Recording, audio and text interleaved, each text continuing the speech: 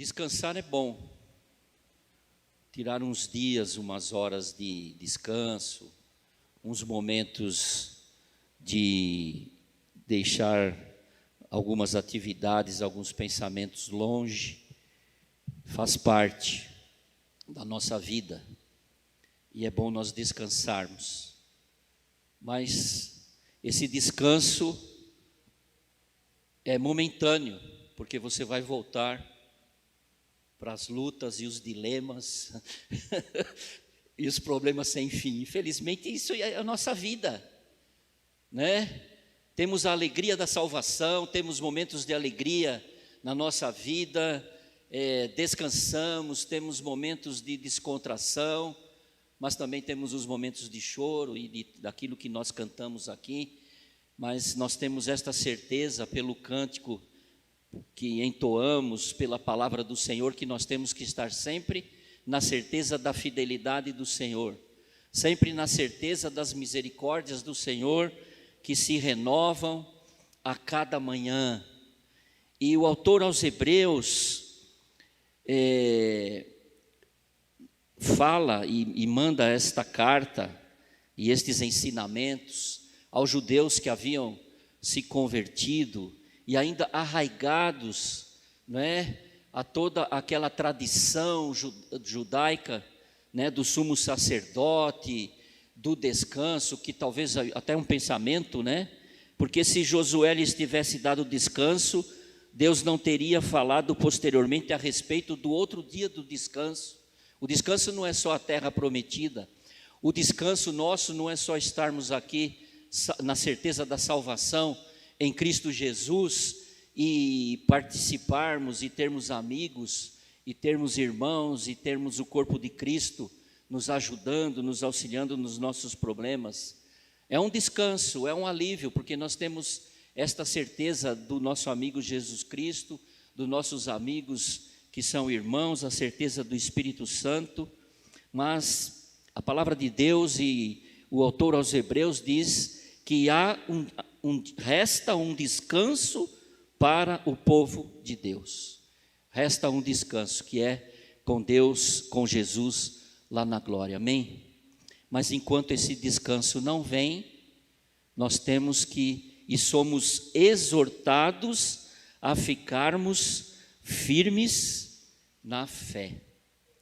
E o texto que eu vou ler é Hebreus 4, 14 a 16, bastante conhecido. Na NVI está assim, Hebreus 4, 14, 15 a 16 diz assim: portanto, visto que temos um grande sumo sacerdote que adentrou nos céus, Jesus, o Filho de Deus, apeguemo-nos com firmeza e com toda a firmeza à fé que nós professamos, pois não temos um sumo sacerdote que não possa compadecer-se das nossas fraquezas, mas sim alguém como nós, que passou por todo tipo de tentação, porém sem pecado. Assim, aproximemo-nos do trono da graça com toda a confiança, a fim de recebermos misericórdia e encontrarmos graça que nos ajude no momento da nossa necessidade. Jesus, e o autor aos Hebreus diz: Jesus é superior a Moisés, Jesus se tornou homem como nós, e vem toda uma lição, e é semelhante aos nossos irmãos. Ele também adverte contra a incredulidade, e por isso somos exortados a ficarmos firmes na nossa fé. Portanto, irmãos, 3:1 diz assim: portanto, santos irmãos, participantes do chamado celestial, fixem os seus pensamentos em Jesus, apóstolo e sumo sacerdote que confessamos. Não podemos deixar de olhar para Jesus. Versos 12, 13 e 14 diz assim: cuidado, irmãos, para que nenhum de vocês tenha o coração perverso e incrédulo que afaste do Deus vivo. Ao contrário, encorajem-se uns aos outros todos os dias, durante todo o tempo que se chama hoje, de modo que nenhum de vocês seja endurecido pelo engano do pecado, pois passamos a ser participantes de Cristo, desde que de fato nos apeguemos até o fim à confiança que tivemos no princípio. Então é uma exortação a ficarmos firmes, a nos apegar com toda a confiança, sem dúvida. E 3 vezes ele repete aqui o texto: se vocês ouvirem a sua voz, não endureçam o seu coração. Então, meus amados irmãos, nós temos esta certeza hoje de que devemos ficar firmes no Senhor. E essa é a palavra constante de Deus nas nossas vidas. Não desanimem, não desistam, fiquem firmes. Vocês devem permanecer firmes até o fim, até o fim. E por causa desse descanso, e por causa desta firmeza, e por causa destes ensinamentos que o autor fala aqui, que nos resta esse descanso, que nós temos que nos esforçar. Verso 11, 4 diz assim: portanto, esforcemo-nos por entrar nesse descanso, para que ninguém venha a cair seguindo aquele exemplo de desobediência. Amados irmãos, somos salvos por Jesus, e muitos ficam, já estou salvo por Jesus, mas nós temos que estar sempre firmes e constantes. Nós temos um processo da santificação nas nossas vidas, e nós temos que nos santificar a cada dia. Nós temos que ter o cuidado de não cair. Eu não vou discutir aqui se perde ou não perde a salvação, mas a palavra de Deus nos diz que nós temos que estar firme todos os dias, porque nós tropeçamos e caímos, nós somos tentados, nós somos fracos. A nossa natureza pecaminosa muitas vezes vai vir de encontro à nossa vida, à nossa fé, e nós podemos cair, e nós podemos vacilar, e nós podemos fraquejar. Por isso que ele diz aqui que nós temos um sacerdote que se compadece das nossas fraquezas, Jesus sente o que sentimos, e devemos ficar firmes na nossa fé. Nós temos um sacerdote que pode compadecer-se. Cristo sabe o que sofremos e sentimos, devido ao fato de que ele, como homem, compartilhou a natureza humana, a experiência humana.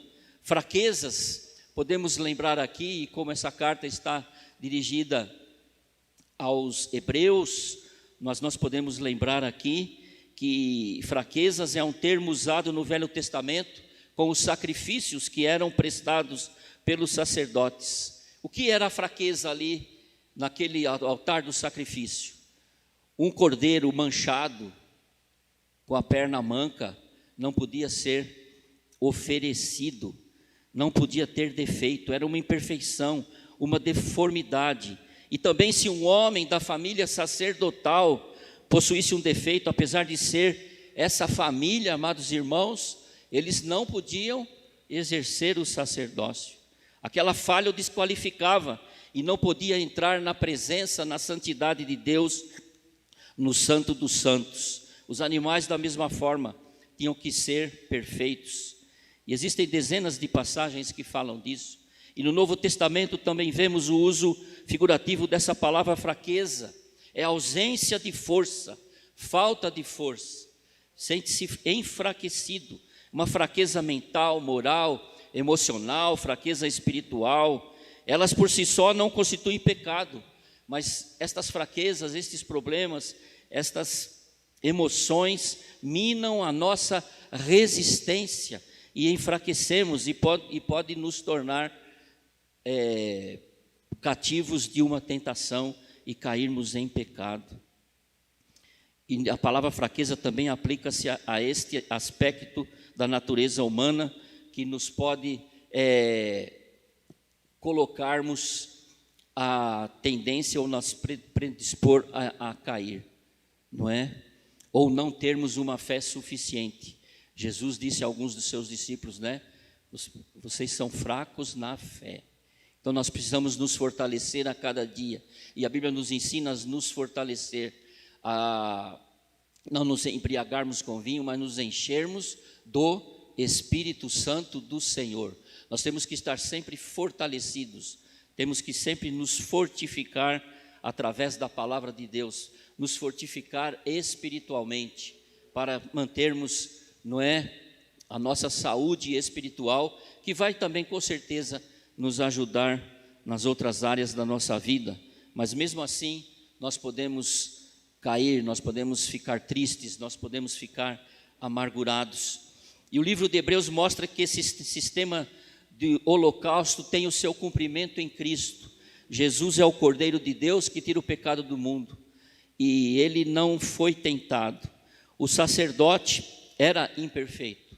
O sacerdote, quando fazia o sacrifício dos holocaustos, quando derramava o sangue dos animais, ele também fazia isso por ele mesmo.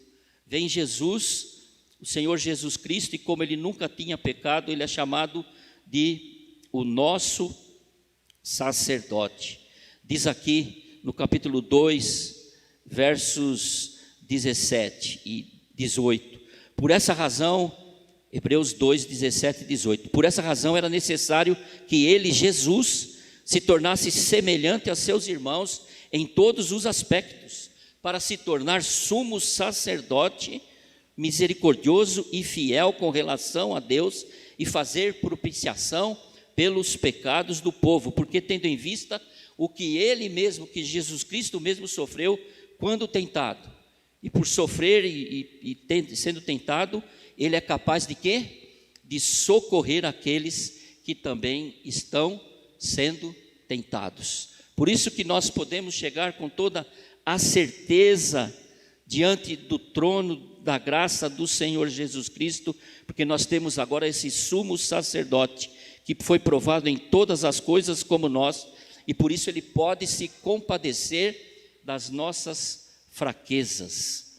Se ele, Jesus, apenas entendesse o fato de que temos fraquezas, já seria muito bom.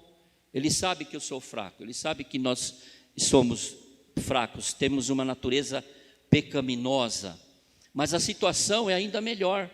Ele não somente conhece e sabe das nossas fraquezas, mas ele conhece o que é isso. Ele sabe o que é essa sensação de termos esta fraqueza, não apenas as deformidades, não apenas a fraqueza em si, mas também a dor que essas fraquezas representam na nossa vida. Ele sente e sentiu estas dores. Ele compreende as tentações, ele compreende as aflições, ele compreende as mágoas, ele compreende o sentido de abandono, o sentido de solidão. No capítulo 5, versos 7 a 8, diz assim, aqui em Hebreus, durante os seus dias de vida na terra, 5, 7 e 8, durante os seus dias aqui na terra, Jesus ofereceu orações e súplicas em alta voz, com lágrimas, àquele que o podia salvar da morte, sendo ouvido por Deus o seu Pai, por causa da sua reverente submissão. Embora sendo filho, ele aprendeu a obedecer por meio daquilo que sofreu. E, continuando aqui, uma vez aperfeiçoado, tornou-se a fonte da salvação eterna para todos os que lhe obedecem.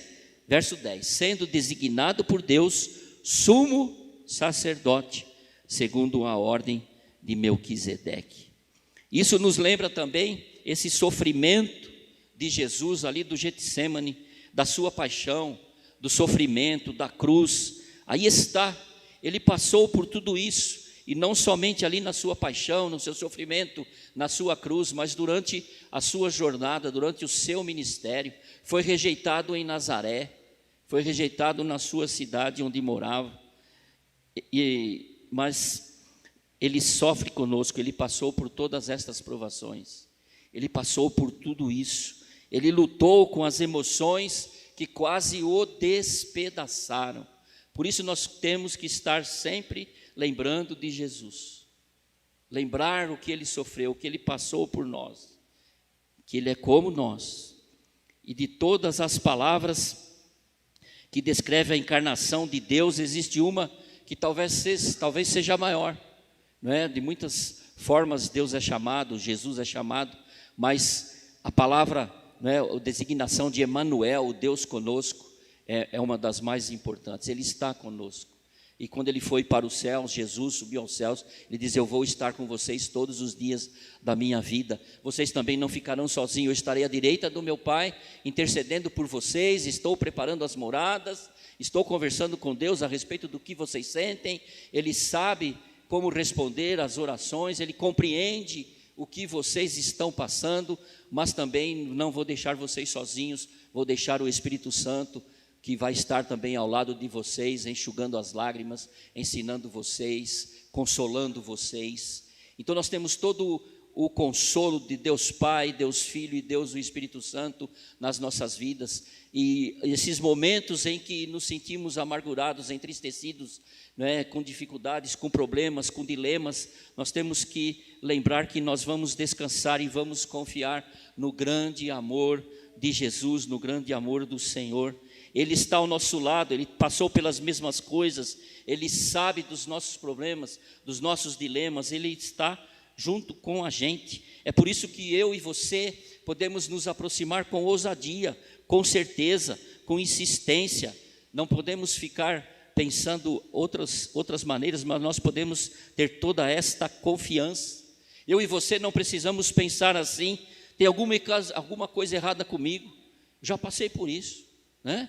Tem alguma coisa errada comigo, né? Eu não consigo deixar de pensar algumas obras da carne na minha vida, né? Eu não consigo superar algumas dificuldades, alguns pensamentos ruins, alguns pensamentos que me afastam do Senhor, alguns pensamentos que podem fazer com que eu caia. Eu já tenho o Espírito Santo, eu já tenho Jesus como Senhor e Salvador da minha vida, mas parece que tem alguma coisa errada. Eu sinto amargura, eu sinto raiva, eu sinto dúvidas, os meus relacionamentos estão doentes, eu estou fraco na fé, eu estou deprimido, eu estou sem vontade de levantar da cama, eu estou caído, eu estou desanimado, eu estou sem forças, eu estou enfraquecido. Amados, nós não estamos diante de um pai que só quer ouvir que o filho está bem.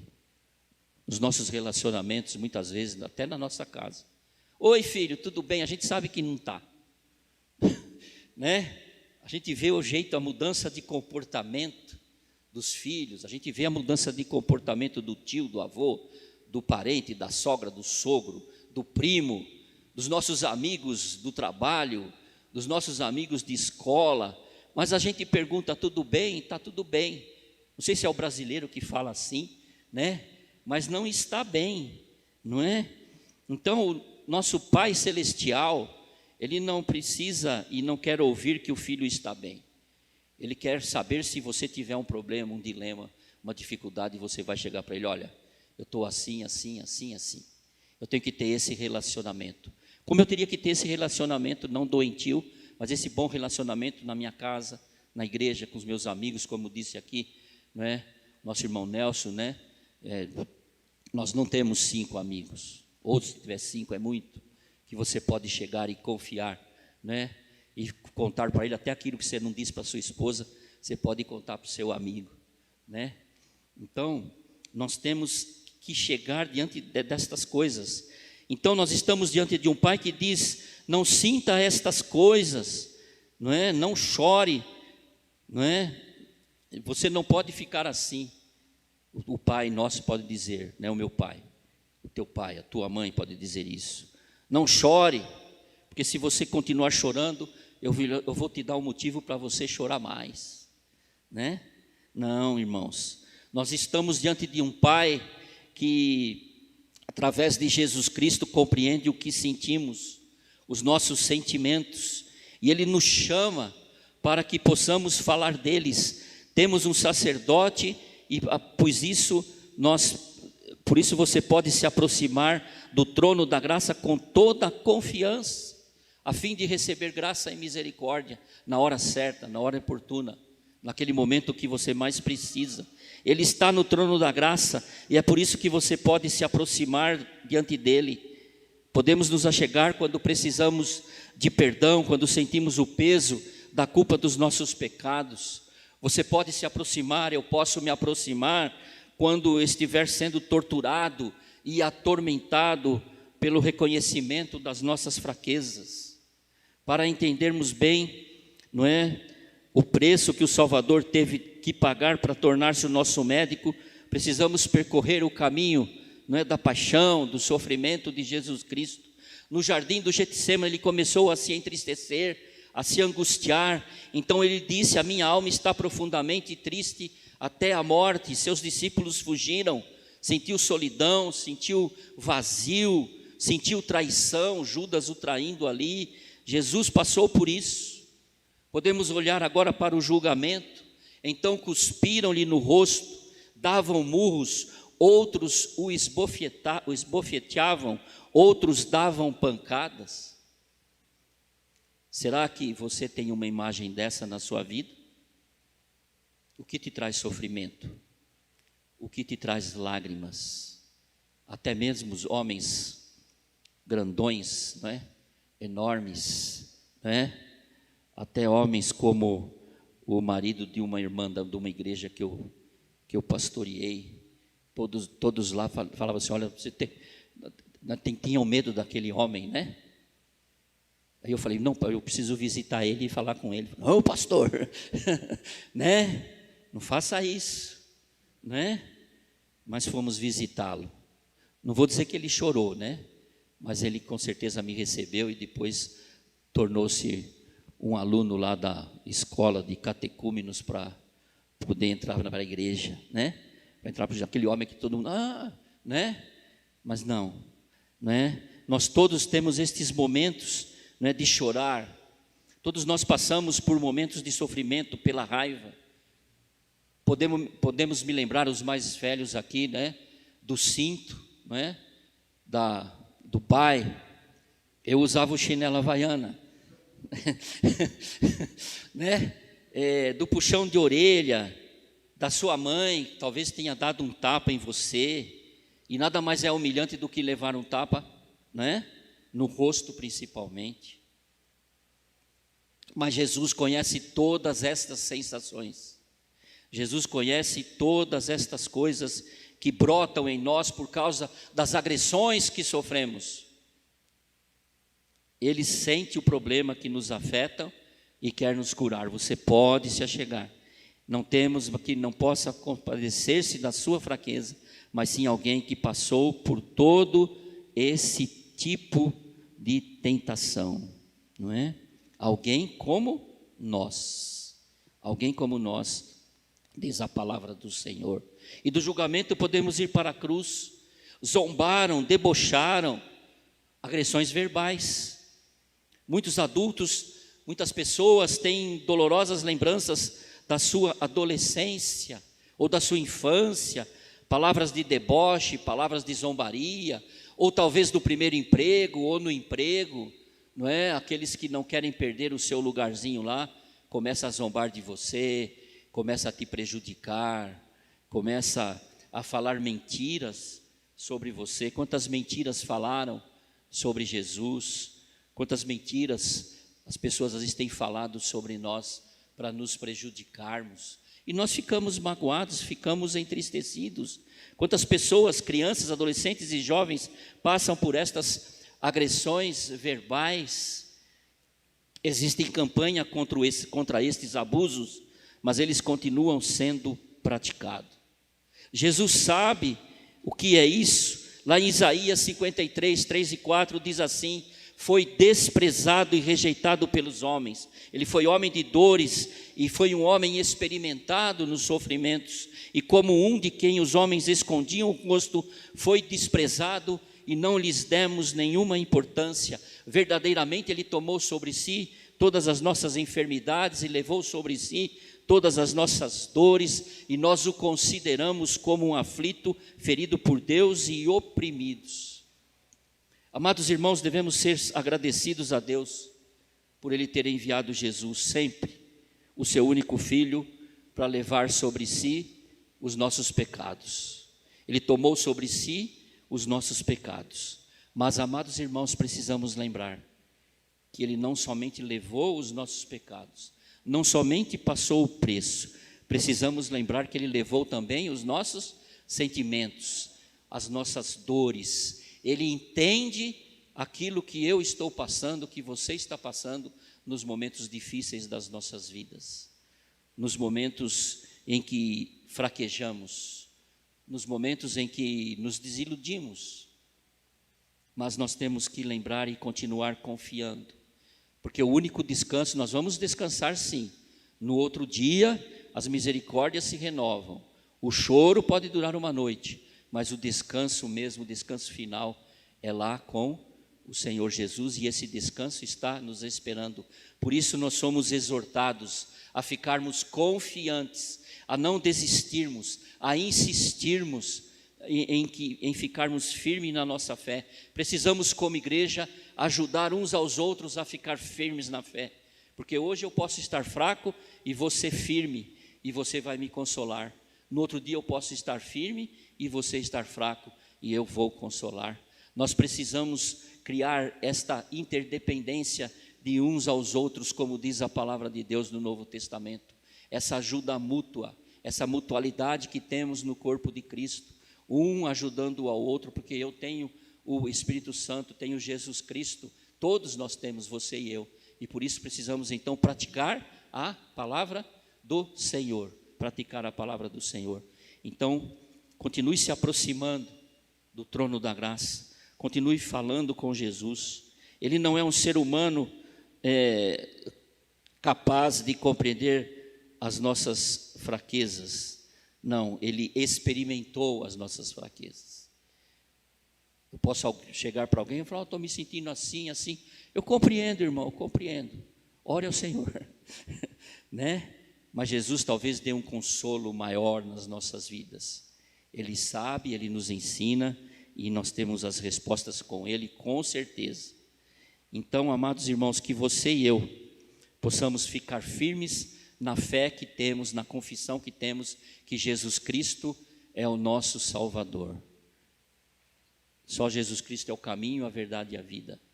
A Bíblia é a regra de fé, porque tem um trechinho aqui entre falar do ano sabático e de falar de Jesus, o sumo sacerdote. O autor aos Hebreus diz que a palavra de Deus é viva e eficaz. É nesse texto aqui que está dizendo isso, que é mais afiada que qualquer espada de dois gumes. Nada em toda a criação está oculto aos olhos de Deus, tudo está descoberto e exposto diante dos olhos daquele a quem havemos de prestar contas. Então nós temos que estar firmes, firmados, sempre com confiança.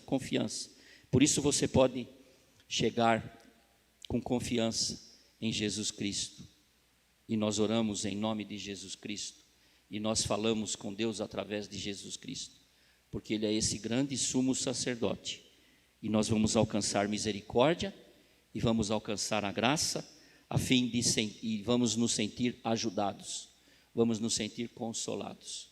Que você continue a pedir ajuda ao Senhor, e que você tenha também pessoas que possam ajudá-los, pequenos cristos que também estão do nosso lado ajudando. Eu não posso esquecer nem você, né? E às vezes a gente se esquece mesmo, né? Que somos pequenos cristos e que devemos estar levando esse consolo, essa ajuda aos nossos irmãos. Então, continue assim, meus amados irmãos, com essa certeza, essa firmeza de orar, de estar firmes no Senhor, e que Deus console e continue confortando o seu coração. Mas fique firme, viu?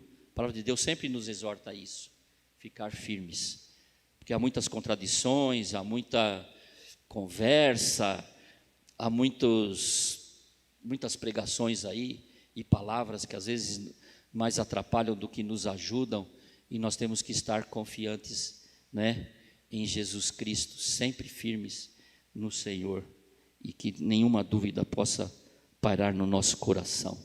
Amém? Que você se sinta confortado, também exortado a continuar firme no Senhor. Amém? Que Deus os abençoe. Vamos orar.